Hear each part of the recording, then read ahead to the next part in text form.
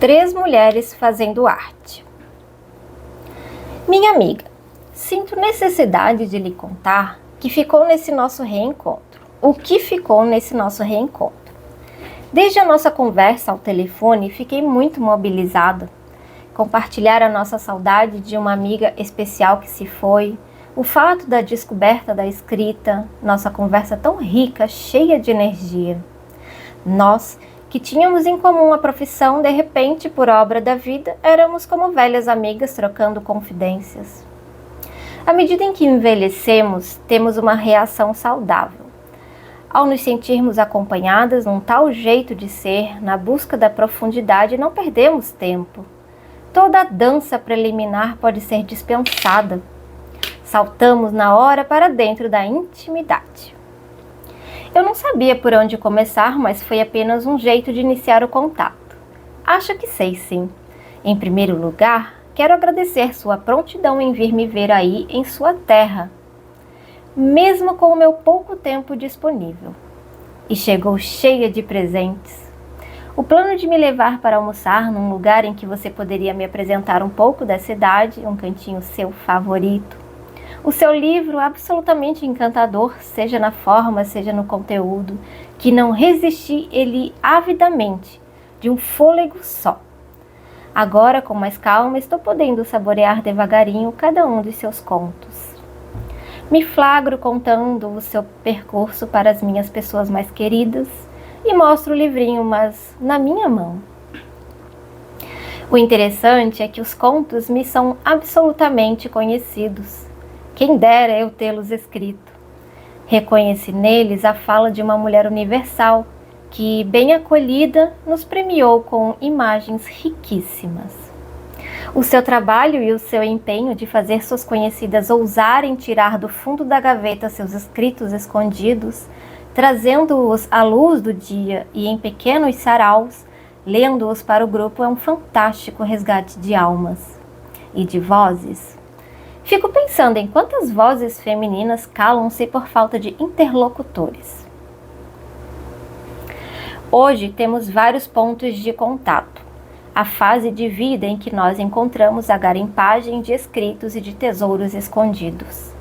Uma pessoa em comum nos une, a nossa querida amiga que já se foi, e mesmo ausente consegue costurar pessoas.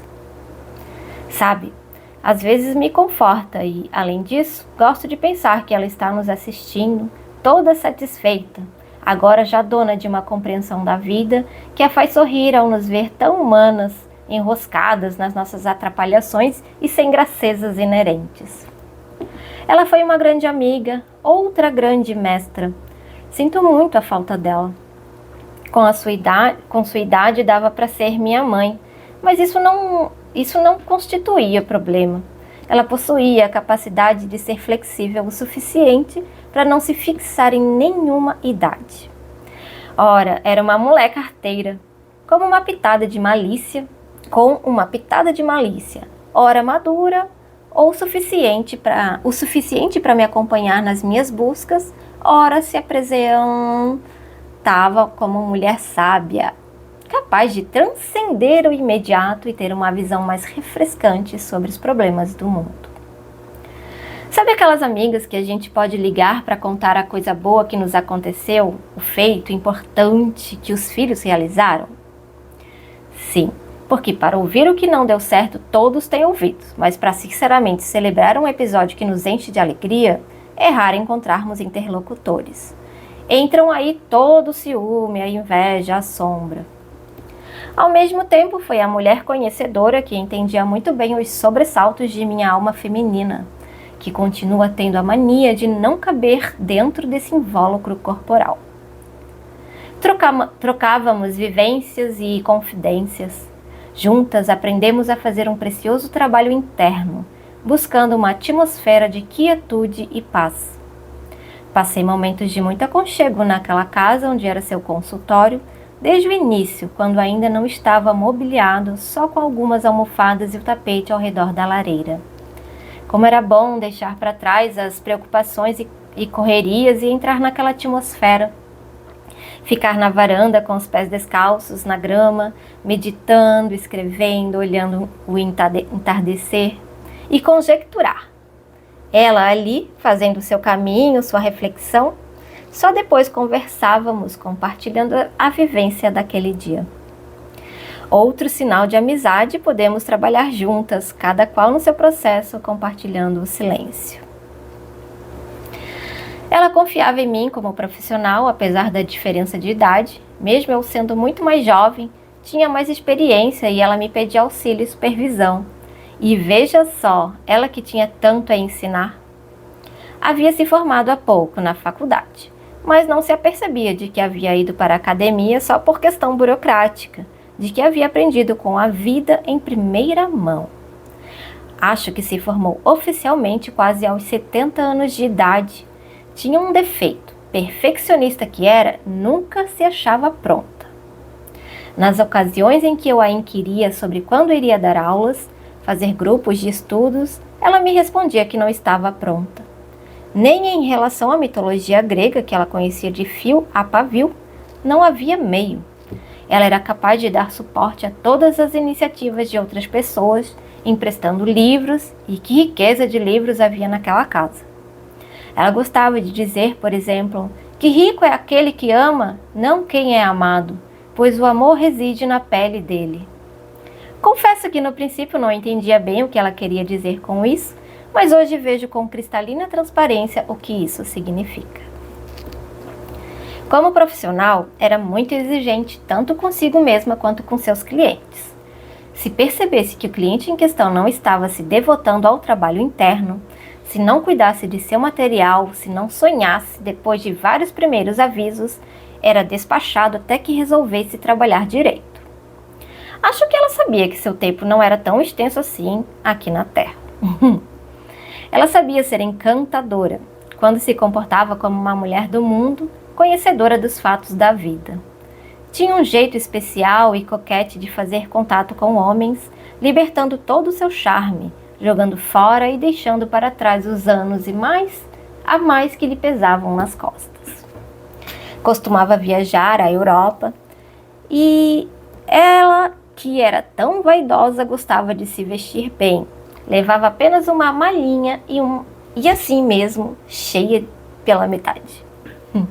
Quando eu perguntava como ela conseguia, me contava que lá ia ficar na casa de um amigo de longa data, que na certa cavalheiro como era, iria insistir em carregar a sua mala escada acima, quando chegasse. Então ela fazia uma mala bem leve para cuidar que ele não se esforçasse demais e se sentisse embaraçado. Tive o prazer de conhecer Paris pelos olhos dela. Ela falava muito de Paris, tinha vivido lá há alguns anos, contava muitas histórias. Sempre dizia que iria me apresentar Paris, cidade que amava. E assim o fez quando surgiu a oportunidade. Caminhamos e caminhamos. Ela conhecia cada esquina da cidade e a ida ao Louvre, incrível. Uma vez lá dentro, ela ia fazendo visitas a obras que eram suas amigas, tal a desenvoltura com que conhecia cada quadro e cada ala. Tinha uma afinidade visceral com arte e estética. Suas coisas eram lindas e de muito bom gosto. Ela conhecia o lugar onde serviam o melhor café com leite da França, de onde se descortinava a melhor visão do pôr do sol, qual o melhor ângulo para se ver a Torre Eiffel, qual o ponto da sala em que estavam expostas Les Nymphéas de Monet, e de onde se podia ficar mais intensamente imersas naqueles roxos e lilazes. Não foi à toa que vocês duas se deram tão bem. Ela lutou muito com a sua concretude de pessoa vivida.